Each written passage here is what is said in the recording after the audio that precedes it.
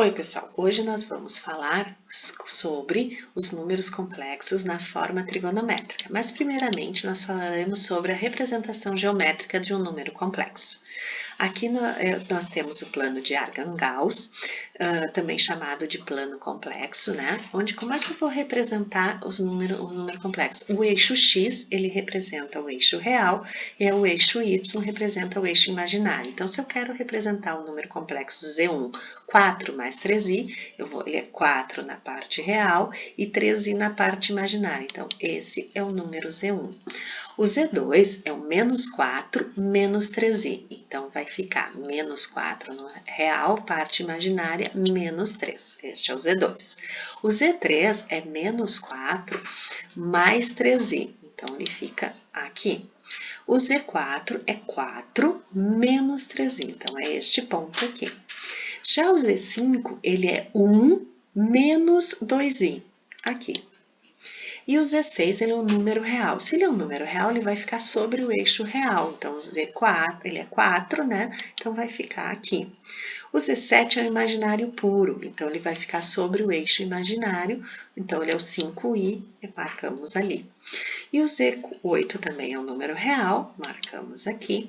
E o Z9 é menos 3i. O número imaginário puro fica sobre o eixo imaginário. E agora, então, nós vamos definir o que é módulo de um número complexo. Dado um número complexo C na forma de A mais BI, com A e B pertencentes reais, denomina-se módulo de Z e indica-se também pelas barrinhas aqui, módulo de Z, ou pela letra grega Rho, o número real não negativo dado por esta fórmula aqui.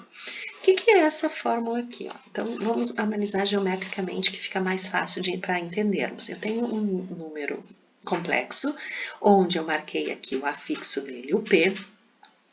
Esse ρ é definido, o módulo do número complexo, que nada mais é que a distância desse afixo até a imagem do número, até a origem, desculpa, do plano de Argand-Gauss. Então, essa distância aqui é o ρ. E aqui, se vocês observarem, eu formo um triângulo retângulo, onde este cateto aqui do triângulo é o valor de B, que é a parte imaginária do número complexo, e aqui é o valor de A, que é a parte real desse número complexo. Portanto, para calcular o módulo do número complexo, nada mais é do que fazer Pitágoras nesse triângulo retângulo, que é o que temos aqui. Então, o módulo do número complexo eu posso calcular aplicando o teorema de Pitágoras. O argumento do número complexo, chama-se de argumento desse número, esse valor aqui desse ângulo θ, que é formado pelo segmento OP, que é o em vermelho, com o eixo OX, que é o eixo real do número complexo. Então, este é o argumento. E esse argumento no sentido anti-horário. Então, sempre eu vou girar no sentido anti-horário para descobrir qual é o valor desse argumento. E esse argumento, ele varia ele é maior ou igual a 0 e menor que 2π. 2π é menor que a volta completa, certo? Então, aqui, definindo novamente, eu tenho aqui o meu ponto marcado no plano complexo, né? Aqui eu tenho o ρ, que é a distância desse afixo até a origem do plano complexo. Aqui eu tenho o argumento desse número complexo, que é o Z, e aí eu tenho esse triângulo retângulo que eu posso observar. Se eu tenho o triângulo retângulo, aqui é o meu cateto oposto ao argumento, e aqui é o cateto adjacente ao argumento. Então, o seno do ângulo é o cateto oposto dividido pela hipotenusa, ou seja, é o valor de B, que é a parte imaginária do número complexo, dividido pelo ρ. Já o cosseno é a parte real, né, que é o A, dividido pelo ρ, que está aqui. E aí eu vou passar o ρ para cá multiplicando nos dois lados aqui, né? Então, o A vale ρ vezes cosseno e o B vale ρ vezes o seno. Tomando como partida um número complexo na forma algébrica, eu vou trocar o valor de A pelo ρ cosseno θ, que é o que ele vale, e o B pelo ρ seno θ. Então, aqui eu só fiz essas trocas. E aí, o que eu posso observar ainda? Que eu posso colocar em evidência o ρ. Então, vai ficar este mesmo número complexo que está na forma algébrica aqui, ele pode ser escrito na forma trigonométrica como sendo ρ vezes cosseno θ mais I vezes o seno de θ. Exemplificando, então, nesse Z, o Z1 é 3 mais 3i. Então, eu vou colocar aqui no plano de Archan-Gauss 3 mais 3i. Ele vai ficar aqui. Esse é o meu Z1, essa distância em vermelho é o meu ρ, e aqui está meu argumento do número complexo. Para calcular o ρ, nada mais é do que fazer Pitágoras nesse triângulo aqui que eu estou assinalando com o cursor. Então, vai ficar ρ ao quadrado igual a 3 ao quadrado mais 3 ao quadrado, ou seja, eu tenho 3 ao quadrado duas vezes. Vezes 2, aplico, faço a raiz quadrada de 3 ao quadrado é 3, raiz de 2 fica a raiz de 2, que é irracional. Então, a distância do meu afixo até a origem aqui do plano é a 3 raiz de 2. E aí eu vou fazer, ó, o cosseno é a parte real, que é 3, dividido pela hipotenusa, que é o 3 raiz de 2. E aí eu vou simplificar, vai ficar 1 sobre raiz de 2. Então, racionalizando, fica raiz de 2 sobre 2. Já o seno também vai ficar, né? Porque como é 3, então aqui é a parte imaginária, que é 3, que é o cateto oposto, dividido pela hipotenusa, que é 3 raiz de 2. Simplificando, vai ficar 1 raiz de 2, racionalizando, fica raiz de 2 sobre 2. E aí eu vou lembrar que quem é o ângulo que está no primeiro quadrante, que tem tanto o cosseno quanto o seno, valendo raiz de 2 sobre 2. Esse ângulo é o ângulo de 45, ou em radianos é o ângulo de π sobre 4.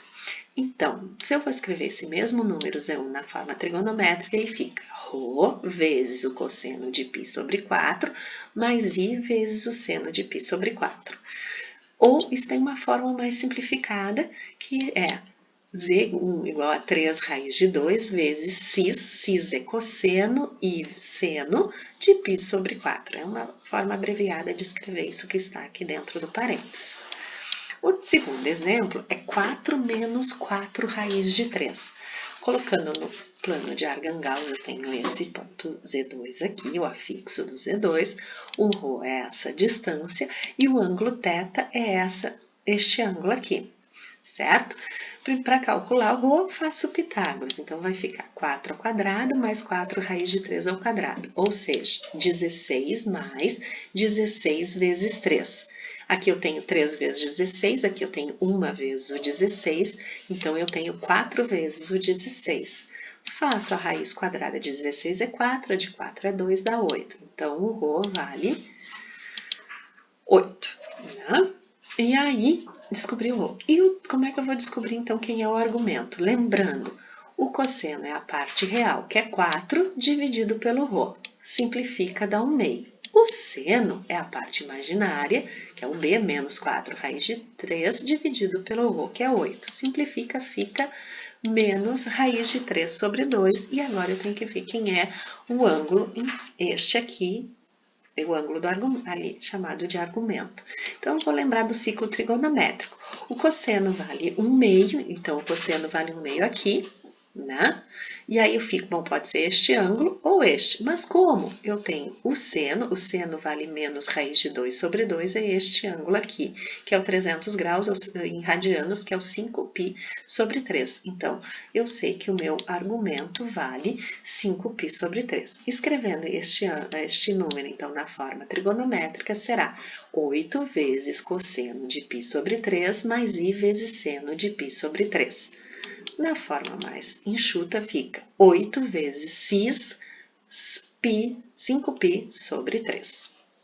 O exemplo C é um número real, então é um menos 3.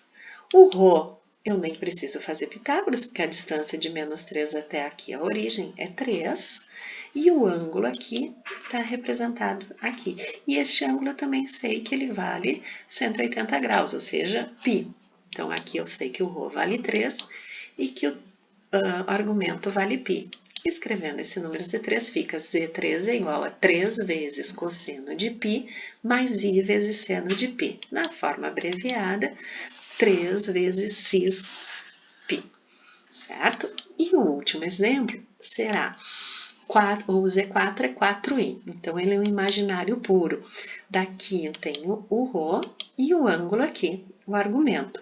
O ρ é a distância aqui que vale 4 e o argumento como eu tenho aqui um ângulo de 90 graus, ou seja, um ângulo de π sobre 2. Então, para escrever o número, vai ficar na forma trigonométrica 3 vezes cosseno de π sobre 2, mais i vezes seno de π sobre 2. Ou, na forma mais enxuta, 3 vezes si π sobre 2. E então, pessoal, até breve. Nos veremos. Abraço!